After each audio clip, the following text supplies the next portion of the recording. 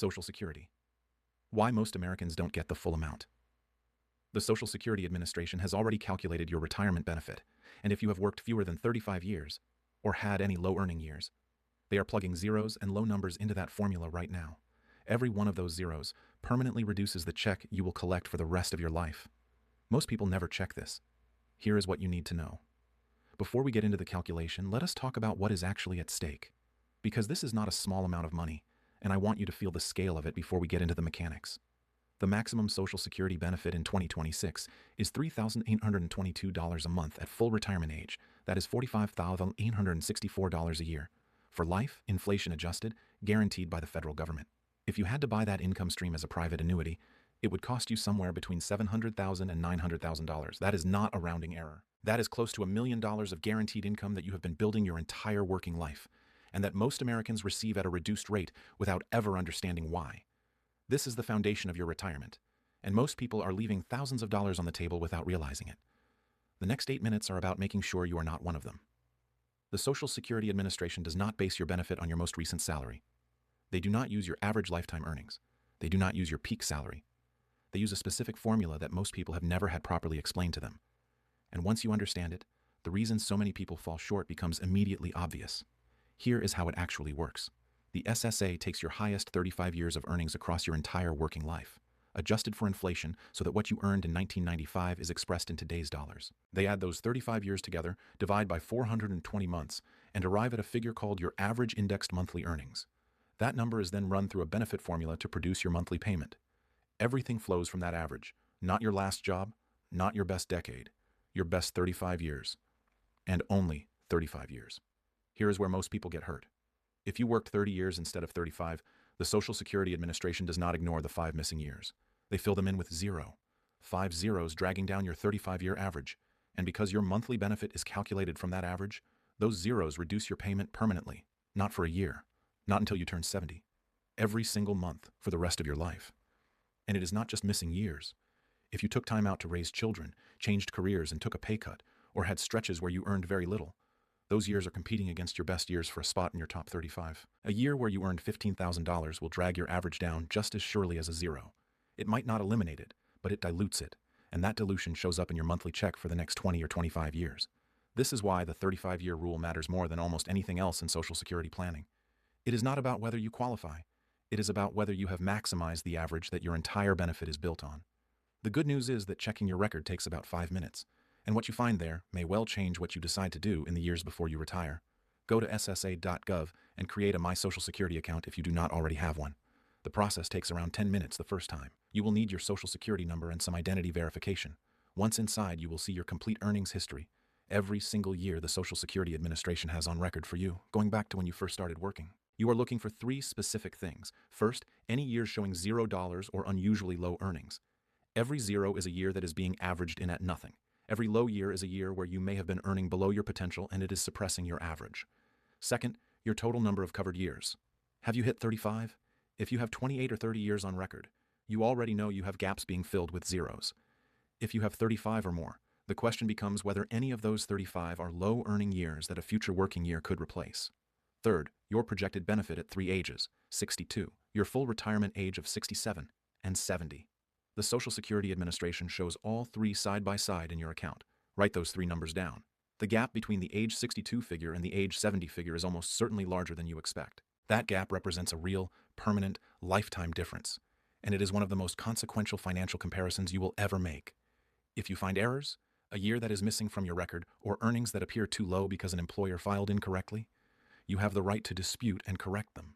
But the older the records are, the harder this becomes. Checking your record now, while the records are relatively recent, protects you in a way that checking at 68 cannot. Let me put real numbers on what an extra working year is actually worth, because this is where the maths become genuinely motivating. Say you have a 0 year in your record, dragging down your 35-year average. A year of earnings at around $50,000 in today's money, replacing that 0, could increase your monthly benefit by somewhere between $80 and $150. That does not sound dramatic on its own, but multiply it by 20 years of retirement. That is between $19,000 and $36,000 in additional lifetime income from a single year of work. If you have 2 or 3 low years or 0 years, the cumulative impact across your retirement can exceed $50,000 to $70,000. And here is the layer that most people miss entirely, and that connects directly to everything else in your retirement planning. Social Security is taxable. Up to 85% of your benefit can be subject to federal income tax, depending on your other income.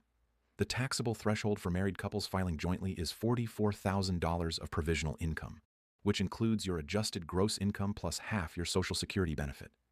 If you are simultaneously drawing from a traditional 401k or individual retirement account at the same time as receiving Social Security, every dollar of that 401k withdrawal is pushing your provisional income higher, potentially making a larger proportion of your Social Security taxable. You worked your whole life to build that benefit, and then the way you draw other income in retirement determines how much of it the IRS takes back.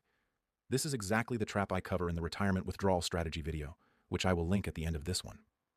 The order in which you take your money changes everything, and Social Security sits at the center of that calculation. Here are 3 specific moves that protect your Social Security benefit and make sure you are collecting what you have earned. The first is to check your earnings record before you turn 60. Errors in Social Security earnings records are more common than most people realize. An employer files under the wrong Social Security number. A name change after marriage creates a mismatch in the system.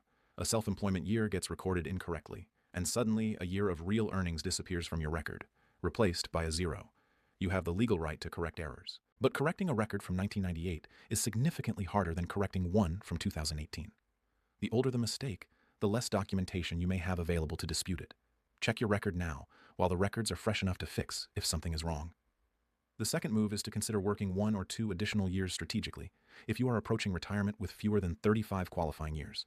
Even part-time work at a reasonable income, if it replaces a 0 or a very low year in your top 35, has a substantial and permanent payoff. The maths I just showed you apply regardless of whether you are still working full-time or picking up part-time income in the years just before retirement. The Social Security Administration recalculates your benefit every year you continue to work and earn, so the improvement shows up automatically. The third move is to model all 3 claiming ages before you make any decision about when to file. Filing at 62 gives you roughly 30% less than your full retirement age benefit, permanently. Every month you receive at 62 is 30% smaller than it would have been at 67, and waiting until 70 gives you roughly 24% more than the full retirement age amount, also permanently. The difference between filing at 62 and filing at 70 can be more than $1,000 a month. Over a 20-year retirement, that is $240,000. The break-even calculation, the age at which delayed filing produces more total lifetime income than early filing, is typically around age 80 to 83. For anyone who expects to live past that point, delayed filing almost always wins on pure financial terms. But the decision also depends on your health, your other income sources, your spouse's situation, and your tax position. None of those factors appear in the benefit estimate on your Social Security statement, which is why modeling the full picture matters before you file. Here is the piece that gets almost no attention, and I want to make sure you understand it before you leave this video. Social Security is paid to you gross. By default, no federal income tax is withheld from your payment. The money arrives in your bank account in full every month, and it feels like tax-free income. It is not. Once your combined income crosses $32,000 for a married couple filing jointly, up to 50% of your Social Security benefit becomes taxable. Cross $44,000, which is easier to do than most people expect once 401k withdrawals are added, and 85% of your benefit is taxable. For a retiree collecting $30,000 in Social Security and drawing $40,000 from a traditional 401k, provisional income is $55,000, well above the $44,000 threshold. 85% of that Social Security benefit, which is $25,500, gets added to taxable income. At the 22% bracket, that is an additional $5,610 in federal income tax on money that felt like it arrived tax-free. The solution is not to avoid the 401k. It is to manage the order and timing of withdrawals deliberately, using Roth individual retirement account income in years when your provisional income is near the threshold, timing larger 401k withdrawals to years before Social Security begins, and building a plan that treats Social Security income as a tax variable rather than an afterthought. That is exactly what the Social Security Optimizer inside Retirement Ready US models, showing you how different 401k withdrawal amounts and claiming ages interact with your Social Security taxation year by year across your retirement. The link is in the description. Do not leave this to chance. Log into ssa.gov this week, pull your earnings record, and count your qualifying years. Look for zeros. Look for low-earning years. Check whether you have reached 35, and write down your projected benefit at 62, 67, and 70. The link to ssa.gov is in the description below. And if you want to understand how your Social Security income fits into your overall withdrawal strategy and how to legally reduce the tax you pay on it, watch this next. Hit like if this was useful. Subscribe for more U.S. retirement planning content. I will see you in the next one.